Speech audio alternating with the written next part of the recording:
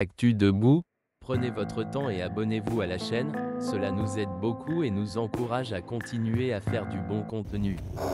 Si vous aimez la vidéo, DONNEZNOUS un pouce en l'aimant, merci et profitez du reste de la vidéo. Chassé de son pays par la dictature de Faure Gnassingbé. Voulez-vous alors qu'on se souvienne de Sylvanus Olympio, assassiné parce qu'il voulait mettre en place une monnaie togolaise indépendante? Il y a sur la terre d'Afrique beaucoup d'âmes qui doivent être honorées afin que l'Afrique sorte de sa schizophrénie politique contemporaine et généralisée. L'Afrique ne se redressera pas tant qu'elle n'aura pas rendu hommage et honneur à ceux qui, glorieusement, comme Sankara Thomas Isidore Noël, comme Amilcar Cabral, comme Samora Machel, comme Sam Nujoma, comme Nelson Rolihlahla Mandela, ceux qui, comme Julius Nyerere, comme Ahmed Sékou Touré, comme Muammar el-Kadhafi, Gamal Abdel Nasser, ceux qui se sont tenus debout pour l'Afrique, comme Jomo Kenyatta, comme Kenneth Kaunda, comme Patrice Emery Lumumba, comme Pierre Moulele. Tant que nous n'avons pas collectivement sur ce continent salué les grands résistants qui ont semé en nous la graine profonde et vivante de la dignité, nous ne serons pas guéris du mal, du complexe d'infériorité qui retarde et attarde encore ce continent. Mais j'étais en train de vous expliquer le danger des extraditions, parce que les extraditions ont souvent été utilisées pour éliminer les opposants africains. Et c'est la raison pour laquelle je m'en méfie beaucoup. Parce que les extraditions sont des épées à double tranchant. Si vous les soutenez spontanément, vous risquez en réalité de scier la branche de l'arbre sur laquelle vous êtes vous-même assis. Alassane Dramane Ouattara a plusieurs fois tenté, et par 11 fois d'enlever, le leader en exil de l'opposition ivoirienne, Guillaume Kibafori Soro. En Espagne, en Turquie, en France. Plusieurs fois, il a tenté de lui mettre la main dessus pour pouvoir l'achever dans les geôles d'Abidjan. Votre serviteur présent devant vous a échappé à plusieurs tentatives d'extradition du même satrape reptilien, venu de Sendou pour troubler la paix des Ivoiriens. Et ayant renié notre belle terre burkinabé de Sendou pour troubler, croit-il, toute l'Afrique avant d'être bientôt, bientôt, dégagé. Jusqu'aux portes de Londres, M. Ouattara aurait voulu que je sois arrêté, menotté, ficelé et livré à ces bidasses, au motif que je critique sa politique et que j'utilise la pensée, le verbe, la plume et l'image pour démystifier sa dictature ubuesque. Voilà pourquoi, à la question « Pourquoi faut-il extrader Damiba ?», je voudrais commencer par dire que l'extradition des opposants ne peut pas être la règle. L'extradition des opposants politiques ne peut pas être la règle. On ne peut pas généraliser cette règle. Si on la généralise, on va donner au pire dictateur du continent un bâton extraordinaire pour écraser toute résistance. Mais, la question qui se pose est celle de savoir si Damiba est un opposant politique. J'entends par homme politique d'État ou opposant politique des personnes qui se battent pour la défense des intérêts de leur peuple et qui ne sont pas forcément d'accord. Je recommence ma définition de l'opposant. Un opposant politique est quelqu'un qui se bat dans l'intérêt de son peuple contre un pouvoir qu'il considère comme ne se battant pas dans l'intérêt de son peuple. C'est ça un opposant. Tu ne peux pas être opposant si tu te bats pour soumettre ton peuple à la domination des puissances étrangères. Tu ne peux pas être opposant si tu te bats pour tuer ton peuple et ainsi simplement te remplir les poches. Tu ne peux pas être appelé opposant si tu te bats pour que ton peuple continue de croupir dans la misère. Tu ne peux pas être opposant. Voilà pourquoi mon refus de l'extradition des opposants politiques ne concerne pas le lieutenant-colonel renégat Paul-Henri Sandaogo Damiba. Parce que Damiba n'est pas un opposant politique. Un opposant politique, même militaire, doit être révolutionnaire pour être légitime. De Gaulle, quand il s'oppose à Pétain, était un opposant, un rebelle. Mais il avait une légitimité car il défendait la cause du peuple français soumis au nazisme. Avec Damiba, Paul-Henri Sandaogo, on a affaire à un pseudo-opposant politique, mais un renégat au service du néocolonialisme et de l'impérialisme contre son peuple. C'est ce qu'il est. Il ne se bat pas pour que le Burkinabé et la Burkinabé vivent en paix et en sécurité. Il ne se bat pas pour élever le niveau de vie de notre peuple au Burkina Faso. Ce n'est pas pour cela qu'il se bat. Il ne se bat pas pour la liberté et la souveraineté du Burkina Faso. Il se bat pour ramener le Burkina Faso sous le contrôle du néocolonialisme français, de l'impérialisme occidental et de la gabégie que ce peuple a précisément refusé et qui précisément explique l'adhésion de ce peuple au projet du MPSR2 incarné par le président Ibrahim Traoré. Sankara II. Voilà pourquoi je soutiens que Damiba, en tant que renégat, doit précisément, lui, être arrêté et extradé. Ce n'est pas un opposant, c'est un renégat. Et c'est un renégat, pas simplement pour le Burkina Faso, mais pour toute l'Afrique. Il est contre l'Afrique. Tout pays africain normal doit arrêter Damiba. Tout pays authentiquement panafricaniste, c'est-à-dire tout pays dirigé par des hommes et des femmes qui aiment la souveraineté, la prospérité et la dignité des Africains. Tout pays dirigé par de tels hommes et de telles femmes arrête Damiba. Voilà en quel sens je soutiens qu'il faut l'extrader. Mais regardons le pays auquel s'adresse cette demande. Quel est ce pays? Le pays auquel s'adresse cette demande, c'est le Togo, de Fort Gnassingbé. En effet, quand vous adressez une demande, il faut déjà regarder à qui vous le demandez. Le président Ibrahim Traoré a laissé entendre qu'il était en pourparlers avec les dirigeants togolais. Pourquoi y a-t-il des pourparlers? Mais parce qu'en réalité, les dirigeants togolais actuels ne veulent pas extrader Paul-Henri Sandaogo Damiba. Ils étaient pressés d'extrader, par contre, Lida Kwasi. Ils l'ont donné à Ouattara. Le régime, là, a donné Lida Kwasi à Ouattara. Pourquoi le régime togolais a-t-il donné facilement Lida Kwasi à Ouattara et se met à réfléchir quand il faut donner Damiba à l'État du Burkina Faso?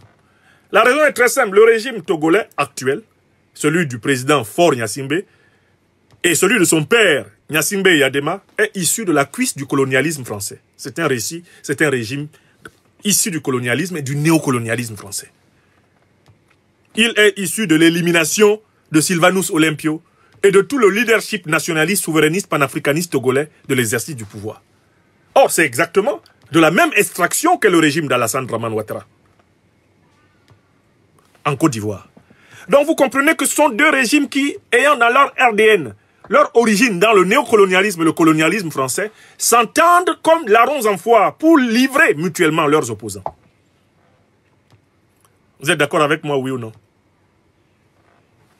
C'est la raison pour laquelle ils n'ont pas discuté pour livrer Lida Kwasi Moïse, le professeur, à Ouattara Dramane. Ils n'ont pas discuté. Mais quand il faut livrer Damiba, ils ont un petit problème. C'est même un gros problème qu'ils ont.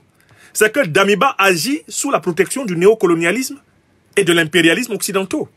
Comme eux tiennent le pouvoir au Togo, comme Ouattara tient le pouvoir en Côte d'Ivoire, sous la protection des mêmes puissances. Par conséquent, livrer Damiba, c'est ouvrir un nouveau dossier de casus belli avec le néocolonialisme français, l'impérialisme occidental et avec leur représentant attitré en Afrique de l'Ouest qui s'appelle Alassane Dramane Ouattara. Est-ce que vous comprenez le problème? Voilà pourquoi je vous ai dit dans l'annonce de cette émission que le Togo se retrouve le cul entre deux chaises. Il se retrouve pris en tenaille entre le néocolonialisme, incarné par la CEDEAO, Ouattara, le néocolonialisme français, l'impérialisme occidental, l'OTAN, Sans oublier l'extrême importance des forces israéliennes au Togo, qui jouent un rôle essentiel dans l'appareil sécuritaire. D'accord? C'est-à-dire que le régime togolais est sous la sécurité de l'OTAN. Bon. Et puis de l'autre côté, c'est un régime qui, ces derniers temps, a fait un pas vers les pays de l'AES. Le Mali, le Burkina Faso et le Niger. C'est-à-dire un pas vers le panafricanisme. Aujourd'hui d'ailleurs, l'une des initiatives de discussion et de rencontres panafricanistes dont on parle le plus sur le continent, c'est le 9e congrès organisé par le ministère togolais des Affaires étrangères, qui essaie de réaliser une percée vers le thème favori des Africains, à savoir la mobilisation panafricaniste. Donc le Togo se retrouve littéralement comme ça. D'un côté, il appartient à la CEDEAO, organisation néocolonialiste, inféodée au néocolonialisme français, inféodée à l'impérialisme occidental. Ça, c'est son côté droit. Et puis, de son côté gauche, le Togo est tenté de se rapprocher de l'Alliance des États du Sahel, c'est-à-dire d'une organisation panafricaniste révolutionnaire, anticolonialiste et anti-impérialiste. Comment on va faire ça? Même Daouda Sentimental l'a chanté. La plus jolie s'appelle AES, la plus gentille s'appelle CEDEAO. Entre les deux, mon cœur balance, ça balance et ça rebalance. Je suis le Togo, je ne sais quoi faire. Je suis Fornia Simbe, je ne sais quoi faire. La plus jolie s'appelle CEDEAO et la plus gentille. La plus jolie s'appelle AES et la plus gentille c'est CEDEAO. Entre les deux là, mon cœur balance, ça balance et ça rebalance. Vous connaissez la chanson? Daouda Sentimental. C'est cette chanson que chante actuellement le président togolais, Faure Gnassingbé. Il va aller de quel côté? S'il va vers l'AES, la CEDEAO l'attend avec un gros marteau. Le néocolonialisme français l'attend avec un joli petit coup d'État à la gabonaise, comme ils ont fait à Ali Bongo. Et ils vont susciter un Oligui Nguema pour le calmer directement. S'il continue comme ça, même l'OTAN l'attend. Avec un coup d'État à la Doumbouya Mamadi en Guinée contre Alpha Condé. Bia, tu es par terre. On dit on lui avait donné des conseils, il n'a pas écouté. Le premier qui va se précipiter pour dire ça sur les téléphones rouges, c'est un individu au faciès asymétrique et à la démarche en point-virgule que vous connaissez. Allô, Macron, c'est formidable. Mais j'avais dit à Faure Gnassingbé de faire attention. Faire ami avec Assimi Goïta, matin, midi, il est avec Ibrahim Traoré, et après maintenant, il est avec Tiani. Mais je lui avais dit, hein, faites-moi confiance. Vous connaissez l'individu. Le Togo se retrouve dans une situation quincontielle. Je crée l'adjectif qualificatif quincontielle, tiré du mot quinconce. Être en quinconce, c'est-à-dire écartez-les. Écartez-les. Le grand écart. On va où? Alors, prenons le cas d'Amiba. Mais Damiba est clairement cité comme ayant participé aux opérations terroristes de Barça Logo. C'est-à-dire des opérations qui ont consisté à venir tuer des dizaines de paysans en train de travailler au champ pour faire porter la responsabilité de l'insécurité au gouvernement, provoquer un soulèvement et renverser le gouvernement. Ils ont choisi de tuer des civils burkinabés pour commencer. Damiba est nommément cité dans cette affaire. Le président Ibrahim Traoré l'a dit formellement. Le commandant Ahmed Kinda, ancien commandant des forces spéciales du Burkina Faso, dans sa déposition, a cité Damiba nommément en disant que c'est lui le patron de l'opération et qu'il lui rendait compte étape par étape de la déstabilisation préparée avec 150 mercenaires tchadiens. Il les appelle centrafricains parce qu'il n'a pas le courage de dire qu'ils sont des Tchadiens. Parce que s'il dit que c'est des Tchadiens, on va tout de suite voir les néocolonialistes derrière le recrutement. Comme le Centrafrique est un pays dont la partie nord n'est pas entièrement contrôlée par l'actuel gouvernement, il est trop facile de dire que Kinda allait chercher 150 mercenaires en Centrafrique. Ce n'est pas en Centrafrique. C'est au Tchad. C'est la destination la plus proche pour recevoir des mercenaires. Il ne faut pas mentir sur le Centrafrique. Wallahi billahi talahi. Ce n'est pas des mercenaires centrafricains. Les centrafricains ne viennent pas combattre en Afrique de l'Ouest. D'abord, le combat même, ils n'ont même pas fini ça là-bas en Centrafrique. Ils ne peuvent pas traverser. Ceux qui viennent combattre en Afrique de l'Ouest, là, ce sont des Tchadiens. Disons-nous la vérité. Kinda est un menteur. Mais il ment pour protéger ses patrons. Parce que c'était un soldat discipliné. Il n'a quand même pas été commandant des forces spéciales par hasard. Par contre, il a balancé Damiba. Il dit, Damiba, je lui rendais compte.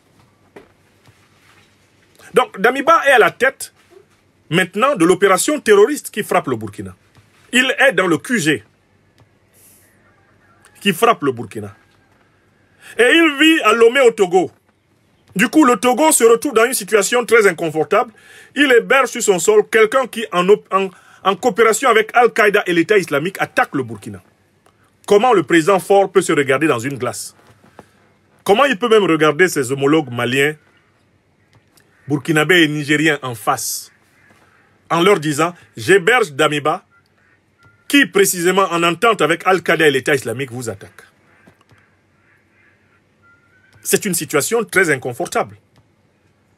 Et puis de l'autre côté, si Faure Gnassingbé décide de livrer Damiba, il sait que va lui tomber dessus la colère des néocolons français, la colère de l'OTAN, la colère de Ouattara Draman, leur vassal en chef, et bref que son régime va connaître des épisodes difficiles.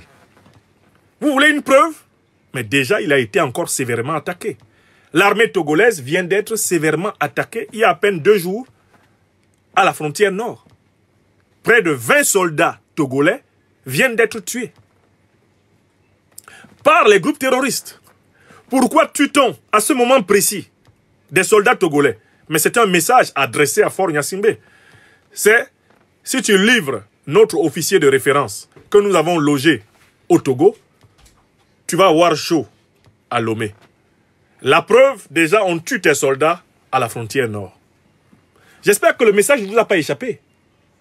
Des soldats togolais ont été tués. J'ai la dépêche là sous les yeux. 18 morts dans l'attaque d'un poste frontière à la frontière avec le Burkina. C'était vendredi 4 octobre. 19 personnes ont été tuées dans la nuit du 1er au 2 octobre à Fanwargou, ville frontalière entre le Togo et le Burkina Faso. Un commando d'hommes armés a attaqué un contingent de soldats togolais chargés de surveiller la frontière et de protéger les travailleurs d'une entreprise locale chargée de construire une barrière de protection pour empêcher l'infiltration de groupes armés au Burkina Faso. Donc en fait, les attaques terroristes contre le Togo sont des messages envoyés par la coalition qui a assassiné Kadhafi, détruit la Libye, en association avec Al-Qaïda et l'État islamique, pour dire au président togolais, si tu t'amuses, on te règle ton compte. Parce que de toutes les façons, tu es issu de notre propre cuisse. Donc je voulais que vous vous rendiez compte que, si en même temps la réponse à la question, pourquoi il faut extrader, pourquoi il faut extrader Damiba, la réponse est bel et bien oui, parce que Damiba est un chef terroriste. Ce n'est plus un opposant politique. Sa vraie qualification, c'est chef terroriste.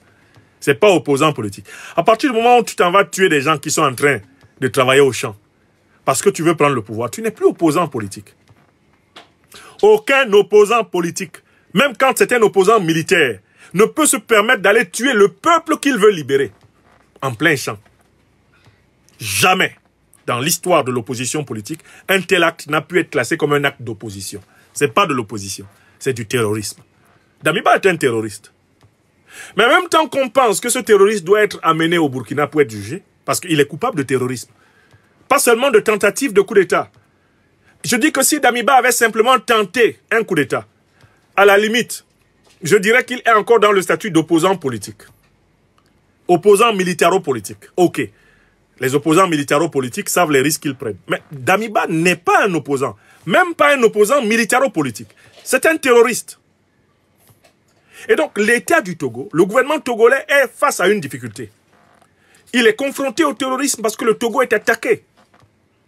Et en même temps, il héberge un chef terroriste, Paul-Henri Sandaogo Damiba. Que faire? S'il livre le chef terroriste, il doit s'attendre à des représailles à Lomé, avec des tentatives de coup d'État et des attaques terroristes dans la capitale.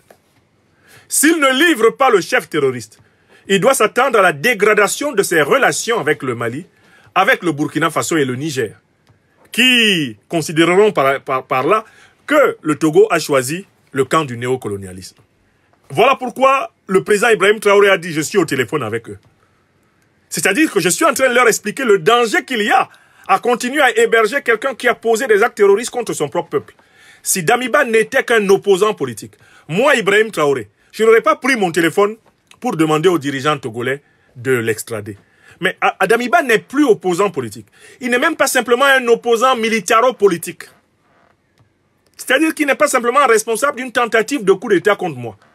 À la limite, si vous hébergez quelqu'un qui essaie un coup d'État contre moi, c'est un acte d'hostilité, c'est vrai. Mais enfin, Damiba peut dire, moi j'ai pris le pouvoir par coup d'État contre lui, lui aussi peut me rendre. Ok, mais le problème c'est que Damiba a franchi un seuil qu'aucun opposant politique ne doit et ne peut légitimement franchir. L'action terroriste contre le peuple, contre des innocents. Si c'était contre moi, il voulait prendre le palais de Kossiam. Si c'était contre moi, Ibrahim Traoré, il veut me tuer dans un guet-apens. Bon, je vous dirais, bon, vous avez quelqu'un qui essaie de me tuer à Lomé. Prenez les dispositions. Mais là, non. Il est associé à Al-Qaïda et à l'État islamique pour attaquer son pays natal. Et il accepte de sacrifier des populations civiles innocentes au passage. On a dépassé la question du coup d'État. On a dépassé la question de l'opposition politique. On est là dans une question principielle. Le Togo peut-il héberger un chef terroriste? Damiba n'est plus différent maintenant de Iyad Ag-Ghali. Il a le même statut que Iyad Ag-Ghali qui est en Algérie contre le Mali. Iyad Ag-Ghali n'est pas un opposant politique.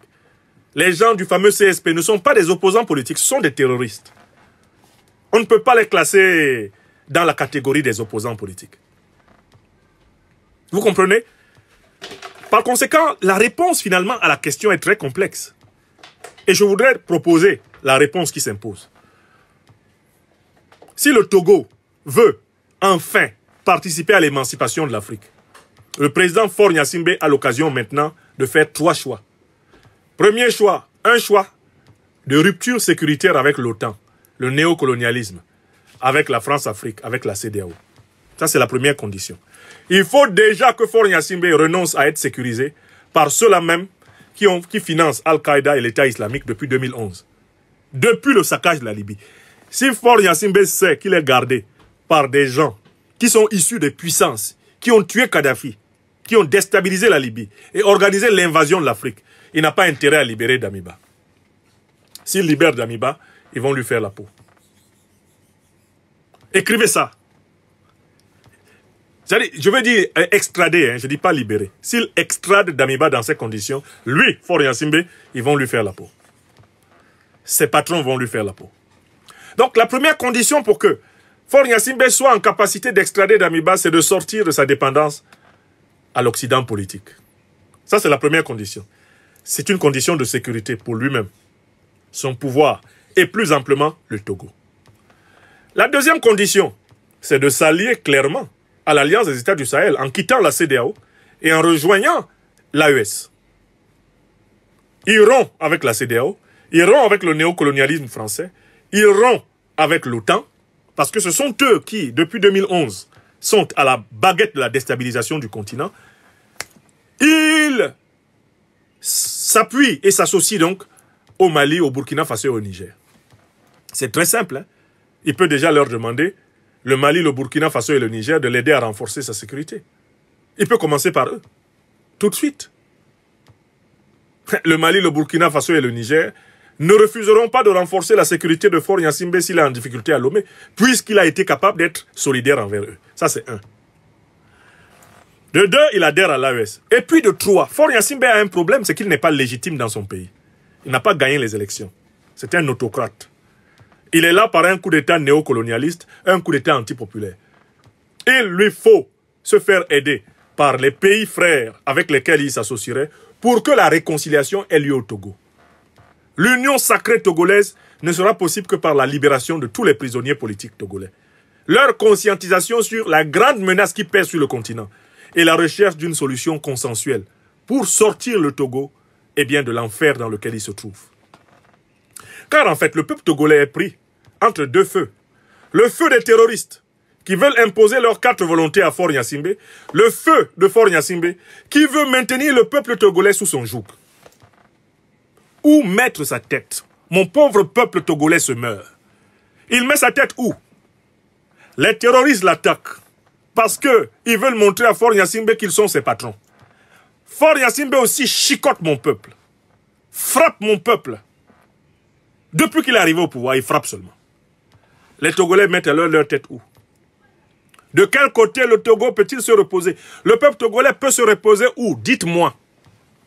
Dites-moi, dites-moi, dites-moi. Dites-moi combien de fois je dois le dire. Combien de fois le peuple togolais doit mourir? Dites-moi.